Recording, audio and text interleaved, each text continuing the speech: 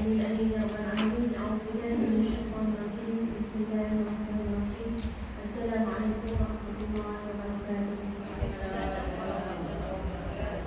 Alhamdulillah, alhamdulillah, alhamdulillah rabbil alamin. Wa bihi nasta'in. Wa afdhalus salatu wa atammu taslim ala sayyidina wa habibina wa syafi'ina wa nabiyina wa maulana Muhammad wa ala alihi sadri wa yassirli amri wa hlul 'uqdatam min lisani yafqahu qawli. Alhamdulillah, segala puji bagi Allah. Kita berkumpul hari ini, selesai sudah Ramadan dan Syawal. Mungkin ada lagi yang menonton. Ada, insyaAllah. Saya pun nak pergi bersama sekali. Jadi, maknanya kita katakan apa pun semuanya benar-benar jadi kebaikan untuk kita semua. Kita katakan kedua ini cuma apa pun baiklah kita nak sama orang. Benar-benar jadi kebaikan. Baik, insyaAllah kita sambung. Kita sudah cuti lama dulu ni, kita sahur kan? Tak salah pun. Bila? 2 bulan? 2 bulan? Ya, ke 2 bulan? Dekat saya bulan Januari. Ya, betul lah. 18 Januari. 4 bulan. Satu ke 3 tahun kan? Masa tajuk dah sahur ni, mudah-mudahan 1 ke 3 tahun tu adalah yang kita amalkan daripada ni. Baik, insyaAllah hari ini kita tengok yang ke-22, hikmah yang ke-22 daripada Al-Hikam yang Ibnu Athaillah As-Sakandari dan di muka surat 36. Baik, kita tajuknya adalah penderitaan dan cubaan merupakan hal biasa di dunia. Tajuk penting. Sebab inilah bila kita tak tahu konsep ni, tak faham ataupun tahu tapi tak sedar, ataupun sedar tapi tak mau tahu juga. Kalau boleh walaupun tahu tak mau tahu juga. Kita ada kan yang menyebabkan kita jadi gelisah dan itu. Jadi kita nak tengok hikmah kali ini, kita baca dulu hikmah dia. La tastaqbil wuqu'al aqdar ma dumta fi hadhihi dar fa innaha ma amrazat illa ma huwa mustahab illa ma huwa mustahil wasfiha wa wajibun 'aqdiha. Janganlah engkau merasa heran atas terjadinya kesulitan selama engkau berada di dunia ini, sebab memang begitulah yang patut terjadi dan apa yang menjadi perkara biasa dunia. Baik, kita tengok potongan awal dia. La tastaqbil, jangan rasa pelik. Dia daripada perkataan luar memang pelik kan? Maknanya benda yang pelik berlaku. Jangan rasa pelik. Rasa pelik terhadap apa? Wuqu'al aqdar. Aqdar tu maknanya mana asal dia tu, benda-benda yang tu, benda yang tak biasa, tak elok kan? Jadi jangan rasa pelik. Wuqu'al aqdar, terjadinya suatu yang teruk dalam hidup kita.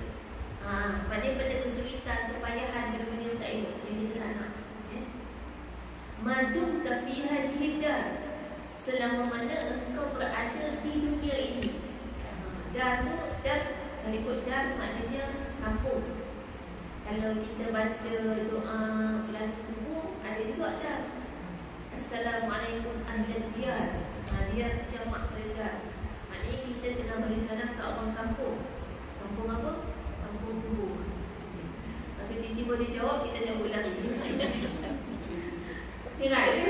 Masa macam lari, mana kita bagi salam kat dia. Nanti dia jawab apa dia? Ustazah, kalau kita sebut dalam bahasa Melayu boleh kan? Boleh. Ada orang tak tahu susah. Assalamualaikum ahli kubur gitu. Cuma kan ada tak tahu hidup kita tak mau hafal kan, kalau ada. Dia bukan setakat ahli kubur gitu. Assalamualaikum. Kalau sebenarnya dia bila? Sebab ahli kubur. Tak ada. Dia sambungan dia.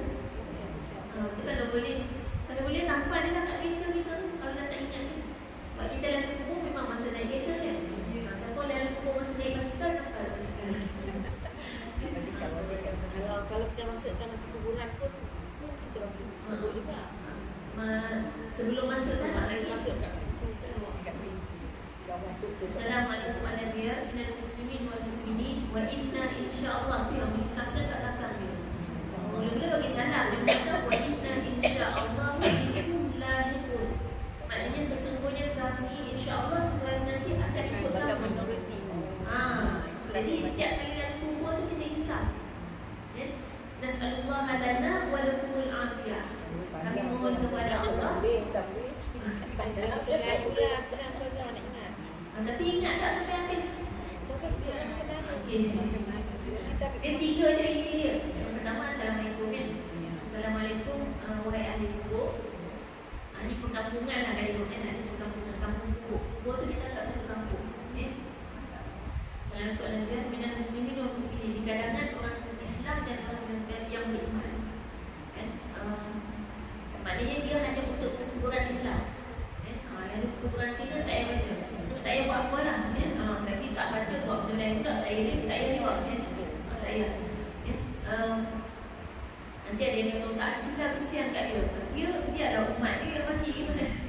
Kan kita cari yang masing-masing. Baik. Assalamualaikum warahmatullahi wabarakatuh. Wa inna insyaAllah bikum lahiku. Dan sesungguhnya kami insyaAllah akan mengikuti jejak kamu. Akan mengikuti kamu. Maksudnya kita akan mati. Kita akan masuk kubur.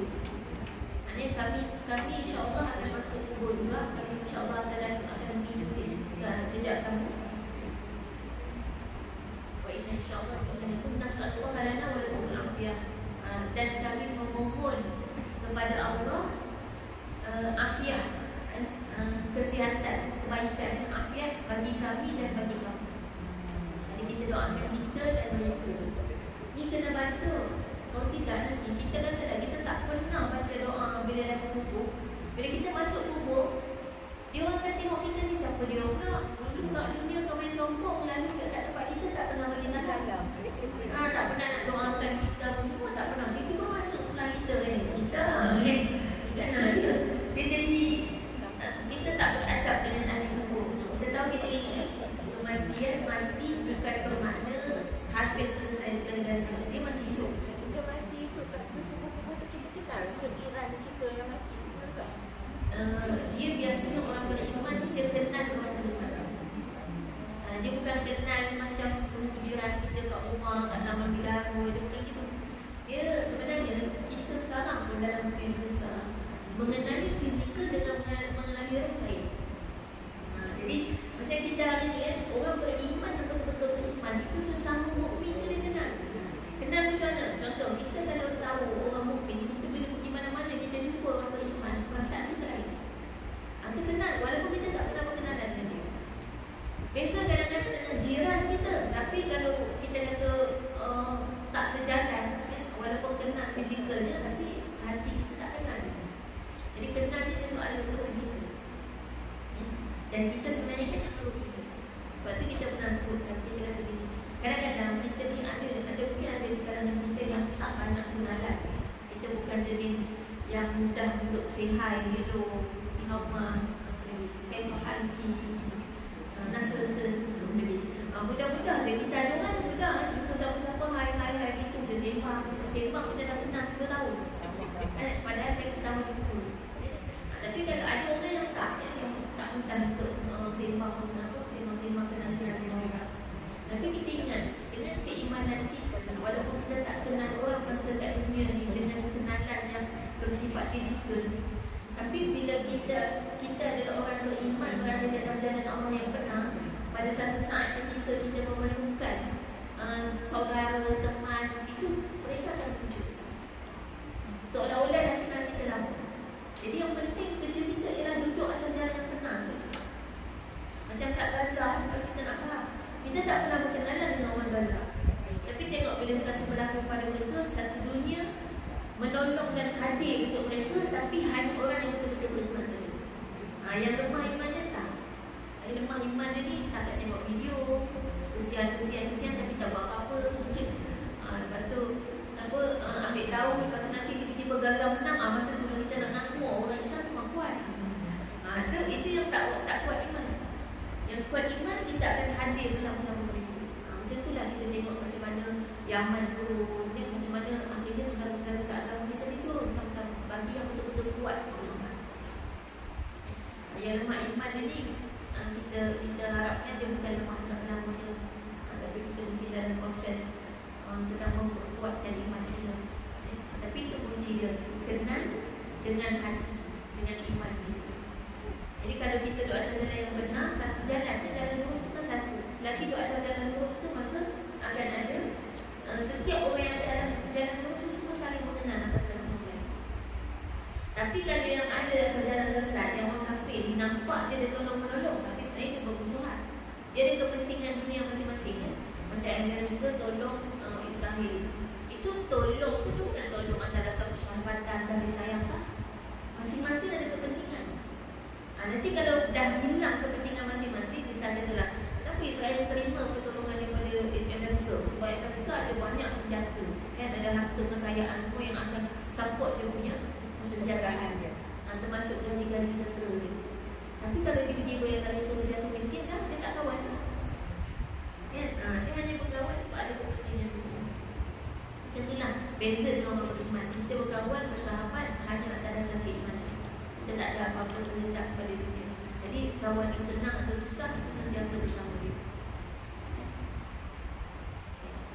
Itu contoh aneh. Macam Kedah dia tadi kan, kampung kan. Baik. Jadi dalam hikmah ni disebutkan selama mana madu tapi hindar, maknanya selama mana kamu tu sedang berada di dunia ini, maka jangan pelik kalau berlaku benda-benda yang sulit, yang susah. Fa innaha ma abrazat illa ma huwa mustahabun wasfiha. Okey, baris tu silap tu, mustahab bukan mustahil. Mustahab sebenarnya mustahab. Sebenarnya mustahab ni maksud dia, mustahab tu maknanya yang berhak. Dia yang berhak. Jadi fa innaha ma abrazat illa ma huwa mustahab wasfiha wa wajibun naqtiha. Maksudnya sebab apa? Begitulah yang patut terjadi dan yang menjadi perkara biasa dunia ni. Wa wajibun naqtiha, maknanya wajib. Dunia ni memang wajib macam tu. Wajib susah. Itu sebab apa? Sebab bukan ni banyak dalil dia daripada ayat Quran dan hadis yang menceritakan tentang sifat dunia. Sifat dunia ni tak ada satu pun cerita dunia tempat nikmat. Tak ada satu pun cerita dunia ni tempat untuk kita berbahagia, bersenang lenang. Tak ada langsung. Tapi itu yang manusia cari kan? Jadi bila kita tak sedar tentang sifat dunia yang kita tengah duduk dalam ni, sebab tu kita risau. Bila jadi sesuatu, sebab kita tak jangka, kita expect benda yang tak ada kan? Kita expect bahagia, kaya, senang, lenang, boleh goyang kaki, duduk masyuk, tak boleh duduk saja, tak buat apa-apa. Sangkaan kita tu membuat kita menderita kat dunia. Sebab tu nanti hikmah ni kalau kita hayati betul-betul dalam hati ni, dalam diri kita, insya-Allah bila kita jumpa apa-apa kesusahan, makin susah makin bahagia. Cuma nak dapat rasa ni dia, kalau saya secara peribadi saya latih diri saya melalui musafir. Musafir ni selalu susah, selalu menghadapi apa-apa keadaan dan situasi. Oh ni dia musafir kan, ada seorang yang kita dia duduk risau dekat immigration, nanti kena tanya apa, duduk risau. Sebab kita begini, saya punya prinsip kalau lalu setiap kali lalu immigration, masa queue beratur tu saya tengok sampai tafakur. Saya tengok dekat orang dekat immigration tu yang buat cocok pasport semua. Dalam fikiran dan hati saya tu ada satu je. Saya fikirkan dia memang dia duduk kat situ, dia ada jawatan dia, tapi hati dia Allah yang pegang. Hati dia Allah yang pegang. Jadi Allah yang pegang hati dia nak buat semua jadi susah ke, senang ke, nak jadi dia tiba-tiba dia nak tarik kita macam-macam ke, tiba-tiba dia nak suruh kita masuk dia pejabat ke. Ada je jadi negara-negara yang dia nak duit kan. Jadi ada je hal dia nak cari suruh pergi masuk pejabat, kadang kat sana dia tak duit. Lagi kita tak bayar, kita tak lepas. Ada yang macam tu. Tapi kan semua tu hati dia dalam genggaman Allah. Allah yang pegang hati dia.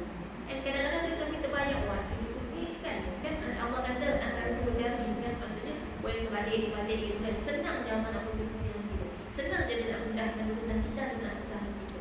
Apalagi kalau kita orang kafir. Sebab apa? Kalau kita pergi negara Kaisang tu, orang selalu risau yang negara Kaisang ni. Sebab dia orang kadang-kadang macam tu lah kan, banyak susah keadaan.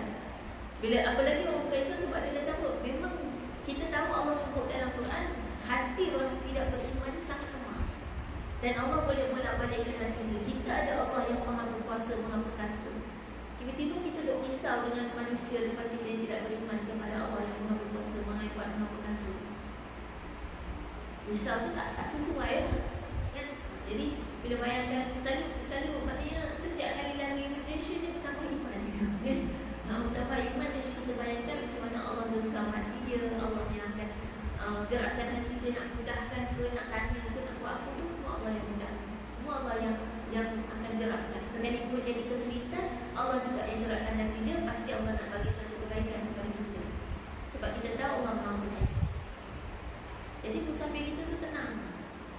Kita macam boleh dah mula kena tahan dekat immigration, orang bilang kabur, marah habis semua orang. Dan tu lah awak punya pasal ni, awak tadi semua orang tak betul. Tengok saya dah kena tahan. Ada je yang marah gitu kan. Kan sekarang kan banyak immigration yang online korang tengok. Dulu kan ada kertas dibagi dalam tempat-tempat kita isi. Sekarang kebanyakan negara dah buat online. Kadang-kadang yang pergi rombongan ni orang pergi isi kan. Kita dah duduk santai tak buat kerja, tiba-tiba orang tu salah isi, kita marah dia. Kali bagi semua isi sendiri, kau tahu dia isi tolong isi 24 orang isi kan. Dia tukar nombor pasport orang dengan pasport orang ni normal lah. Dia manusia kan. Kita marah-marah dia. Padahal kan juga Allah yang gerakkan semua. Allah yang kawal hati. Dan bila berlaku kesulitan, apalagi kalau musafir ni, kita akan banyak menghadapi kesulitan. Dia terjadi kejadian-kejadian yang tidak seperti yang kita inginkan. Masa tu sepatutnya kita tak heran. Yang kita kena buat adalah selesaikan. Itu je. Jadi kalau nampak kalau itu menghadap bila masalah apa-apa, dah relax je lah. Tak payah buat apa-apa. Dah, Allah suruh selesaikan kalau ada masalah. Jadi selesaikan lah. Jadi kalau nampak orang tu kelam kabut, belum tentu perasaan dia kelam kabut. Mungkin kelam kabut itu sebab nak cepat uruskan. Dia kan kadang dekat airport dia kena cepat. Tak ada lambat-lambat. Jadi maknanya, tapi tetap saja hati kita tenang. Sebab itu sifat dunia. Jadi kita tengok perkataan, kita tengok penjelasan dulu. Rasulullah SAW pernah berpesan kepada Abdullah bin Abbas radhiyallahu anhu, apabila engkau sanggup beramal kerana Allah secara tulus dan penuh dengan keyakinan, maka laksanakanlah. Namun apabila engkau tidak mampu untuk melakukannya, maka bersabarlah, kerana sesungguhnya sabar itu merupakan suatu keuntungan tersendiri bagimu. Umar bin Khattab radhiyallahu anhu pernah berkata kepada seseorang, apabila engkau bersabar, maka hukum Allah Ta'ala tetap berlaku dan engkau mendapatkan pahala atasnya. Namun apabila engkau tidak bersabar, maka ketentuan Allah tetap berlaku dan engkau berdosa kerana. Baik, kita tengok kata Umar bin Khattab dulu. Dia kata, kalau engkau sabar, maka hukum Allah tetap berlaku. Maksudnya ini, kita nak kata, kalau ada satu kejadian berlaku, contoh sakit kan, kita sakit. Sakit dah kan. Cuma sekarang pilih nak sabar ke tak sabar. Kalau sabar, sakit dah. Lepas tu kalau sabar, dapat pahala. Tapi kalau tak sabar, sakit hilang tak? Sakit memang sakit lah. Tapi kalau tak sabar, maknanya kita tak dapat pahala. Bahkan Sayyidina Umar kata berdosa.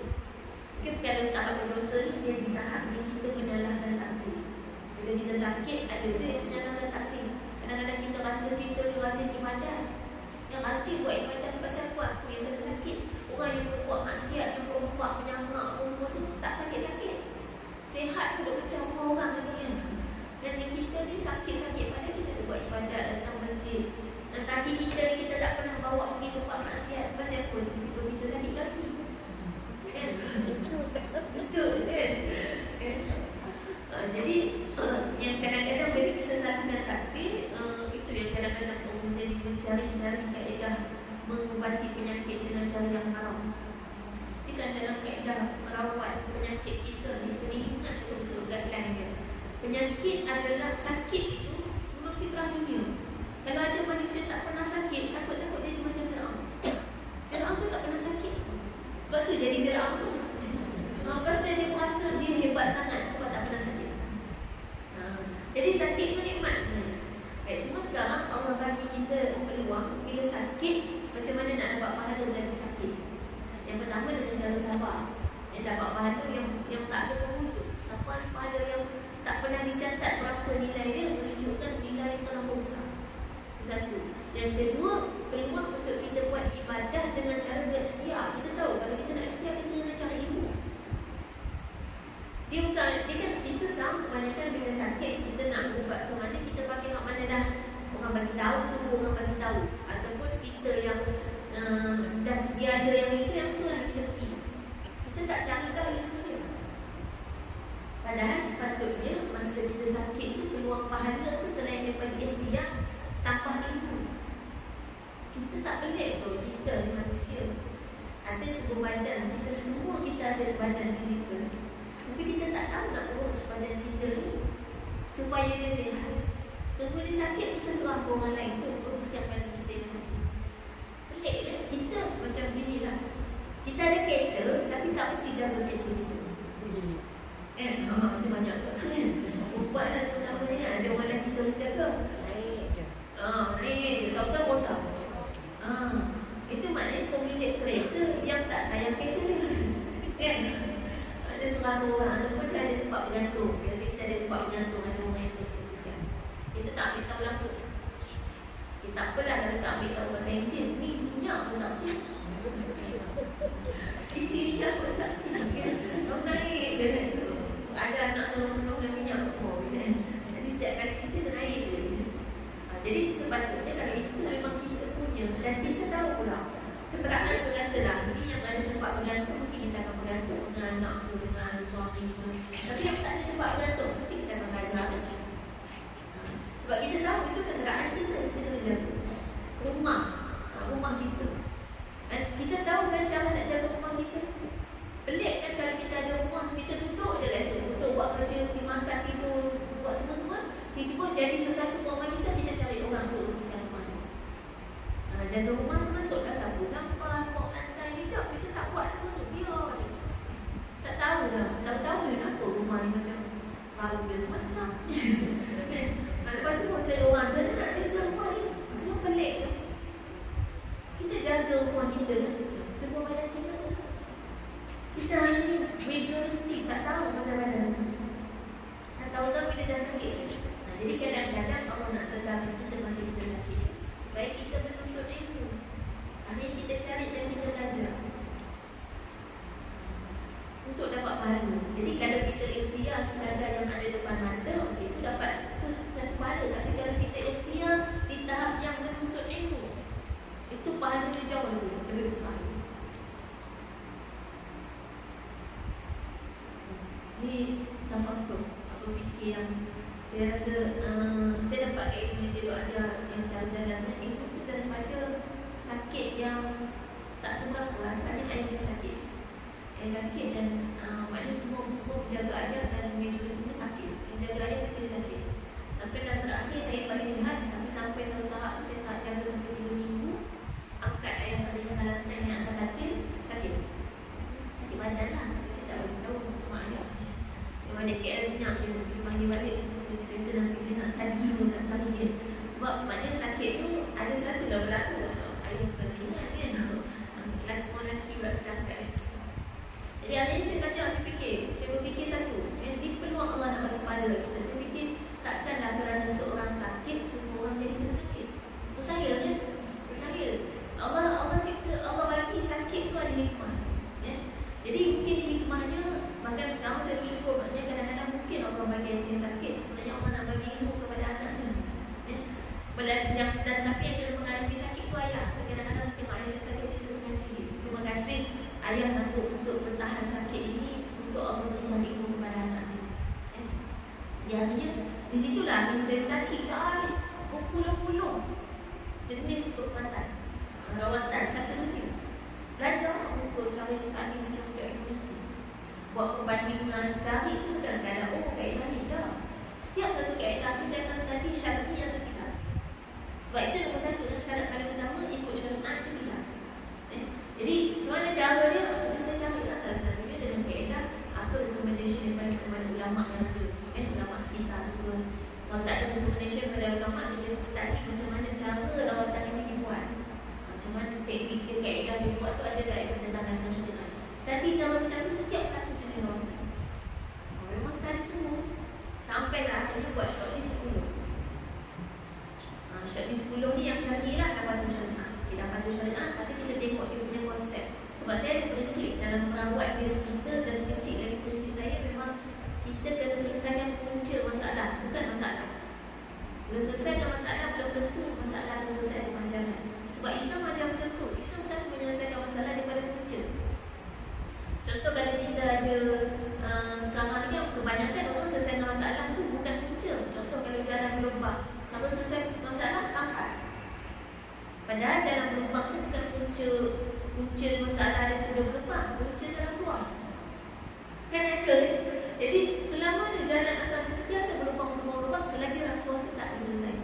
Itu contoh dia.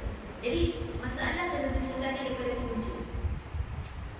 Jadi akhirnya daripada 10 tu carilah mana yang menyelesaikan punca masalah. Tinggal shortlist 3. 3 tu dah siap ingat nak bawa lah layak pergi sana kan. Bukan dekat Malaysia. Lepas tu daripada 3 tu kita cari sampai dah pukul 1 yang paling rasa masuk dalam hati ni. Ingat nak bawa ayah. Lepas tu cari punya ada kat Malaysia. Akhirnya saya belajar.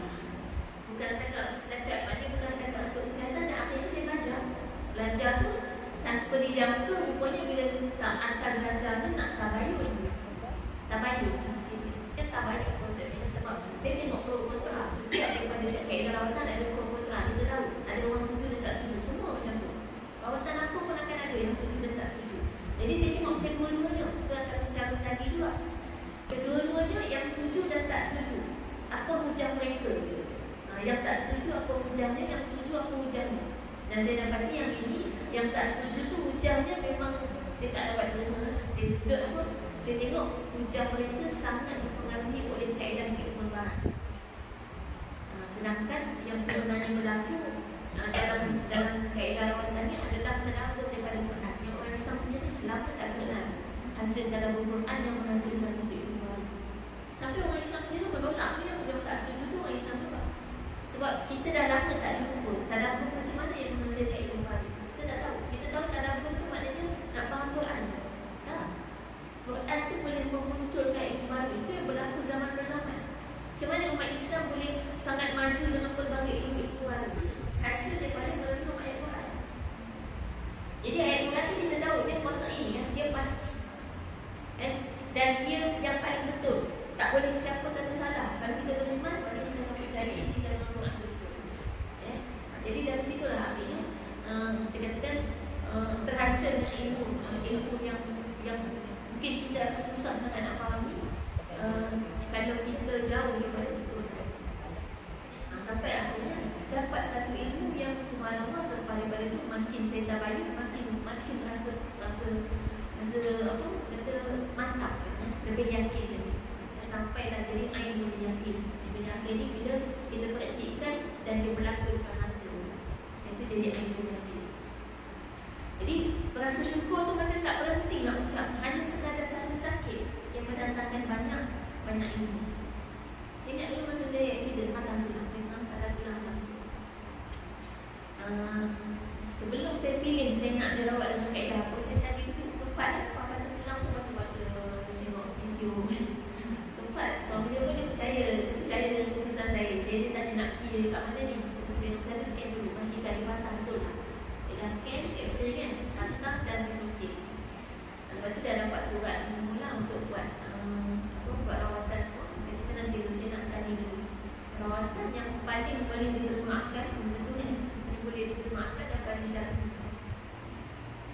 Syar'i ni mungkin akan berbeza berdasarkan ilmu kita masing-masing. Patuh syariah ni maknanya jangan bayang yang tak patuh syariah tu cuma yang syirik dia tau. Memasukkan benda haram ke tubuh kita itu tak patuh syariah. Sebab Nabi larang. Nabi tak benarkan. Nabi kata jangan berubat dengan sesuatu yang haram. Jadi kita sepatutnya kena cari kaedah rawatan yang mengelak daripada benda yang haram masuk dalam tubuh kita. Jangan pernah katakan tak ada pilihan. Padahal kita boleh cari. Kita hanya buat yang orang tu buat, orang yang suka buat depan mata kita buat. Lepas tu kita kata tak ada pilihan. Padahal kita tak pernah search pun berapa banyak ada ratusan jenis kaedah rawatan dalam dunia. Kena elakkan yang memasukkan benda yang haram atau syubhat. Saya jaga yang syubhat tu jangan betul. Yang zaman mana saya jaga yang syubhat. Jadi ada memang yang saya tak consume sebab memang bukan syubhat. Jelas syubhat, bahkan ada yang jelas haram. Jadi sekarang bila kita tahu ada option pilihan kaedah yang ini, walaupun keberkesanan belum pasti, dua-dua tak pasti keberkesanan, tapi kalau dua pilihan tu yang satu yang kena consume benda yang tak patuh syariah, benda yang haram, satu lagi tak consume benda yang haram, maka kita kena pilih yang tidak mengambil benda haram. Jadi maknanya untuk saya sekarang saya dah jumpa kaedah rawatan macam-macam penyakit termasuk alergi. Saya tak cerita saya macam-macam alergi tu. Main rasa saya satu dah alergi gerakan. Misalnya macam mana kalau orang macam accident, dia kata lagi rosak dia punya wajah dia rosakkan itu dia orang terpaksa masukkan dia macam duduk lagi kan kita tak tahu bahawa betul yang dia masukkan tu kalau macam orang yang nak cantik dia macam suntik lah apa semua kan dia macam dia masukkan macam tulang ke apa kita tak tahu dia orang tu dari mana dia dari mana tu saja.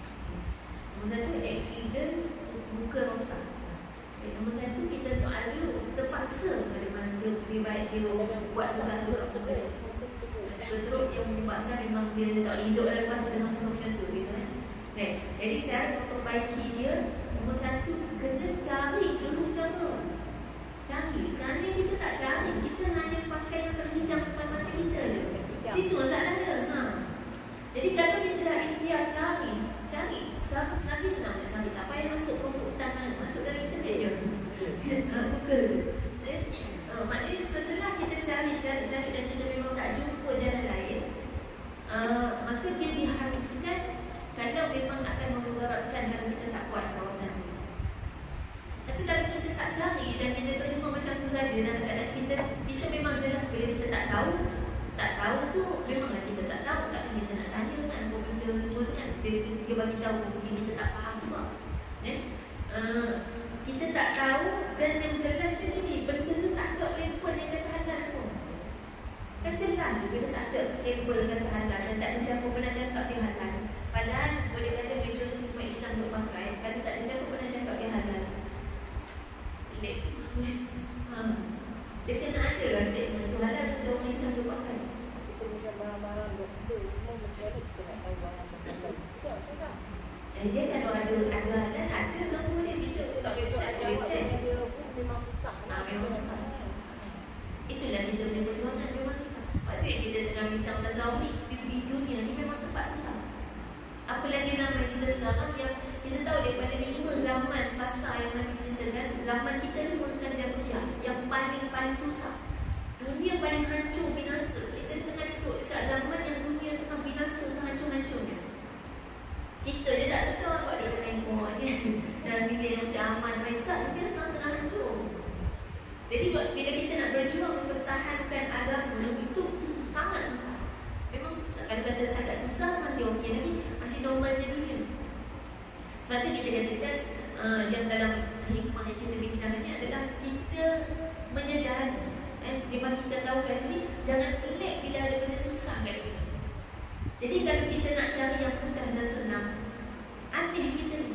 Kita mencari benda yang tak ada kat dunia. Jadi memang susah. Habis kalau dah macam tu takkan sempat lagi nak cari. Saya tanya, saya pun pernah patah tulang sempat lagi Google cari. Mesti orang kata susah. Sekarang saya buktikan tak susah kalau selagi mahu. Boleh kan patah tulang. Sebenarnya kalau setakat beberapa jam tak efek apa lagi. Cuma jangan gerak-gerak lah bahagian yang patah tu. Kalau mata, dia ambil mata orang mati. Kita tak tahu yang mati tu orang Islam ke tidak? Islam. Yang tu dia kalau manusia tu tak ada lah kalau orang halal mata dia. Ada dia. Cuma untuk mana pun orang dia ada lagi kesan. Sebab kita tahu setiap anggota kita yang bermaksiat ada kesan ya, kepada hati kita. Darah ada kesan hati kita. Memang ada kesan. Betul. Macam mana pun cari ikhtiar dulu. Kita tak cari tu. Pakai filter yang ada depan mata kita. Okey, kita kata ada ke kaedah kata nak bila soalan dia ada ke maknanya tak pernah cari. Dari zaman dulu orang buat macam mana? Yang kita cucuk kopi tu dulu ni caca kita tak tahu bahan-bahan dia. Kita tak tahu.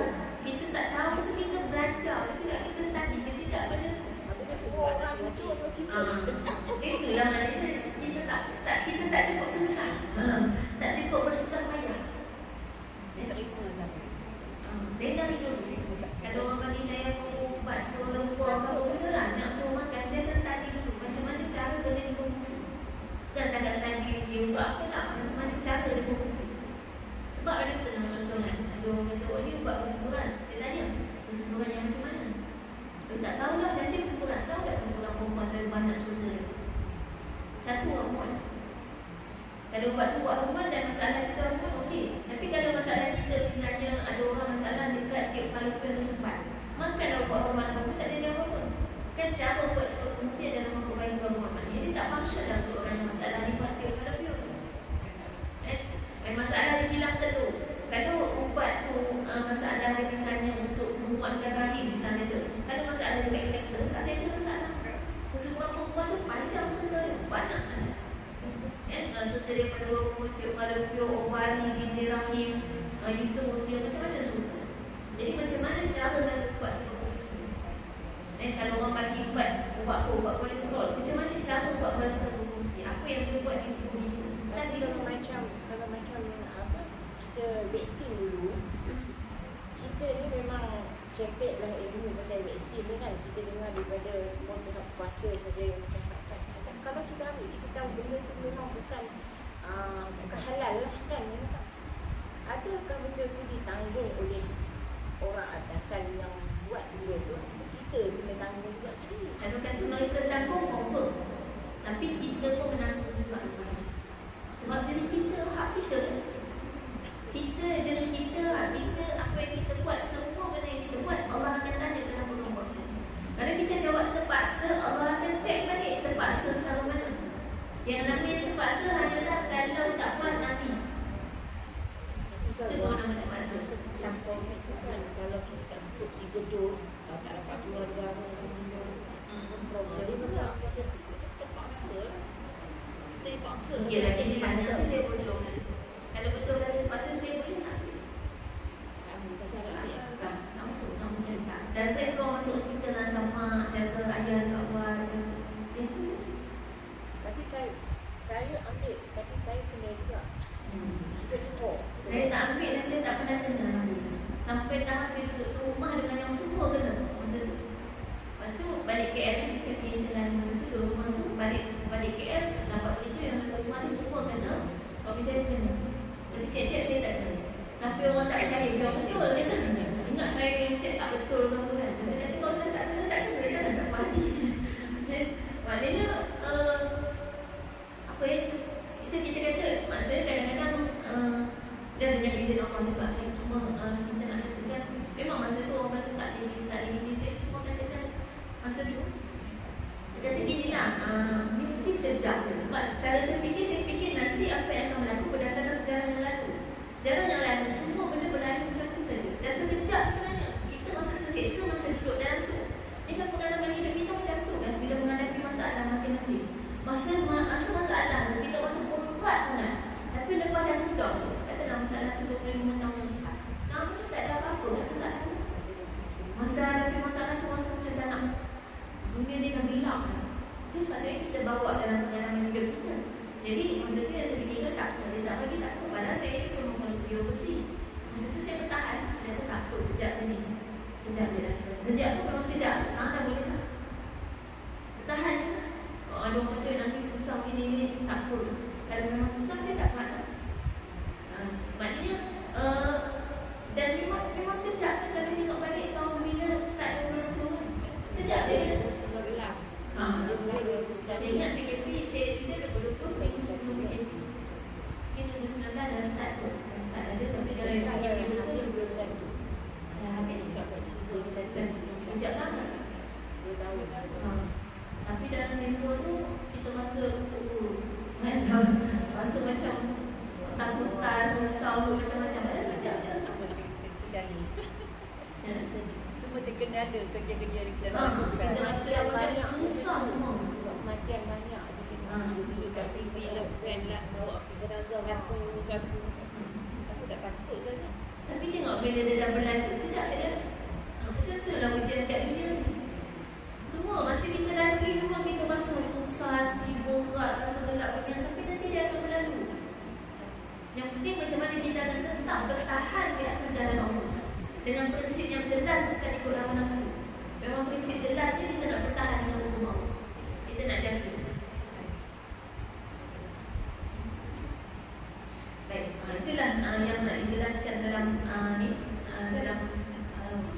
dalam hikmah yang kali ini. Kita tengok ada satu kata-kata penyair Arab tu, dia kata tatlubur raha fi daril fana khaba man yatlubu syai'an la yakun. Maksudnya kamu menuntut kerehatan di dunia yang fana, rugilah sesiapa yang meminta perkara yang tidak berlaku.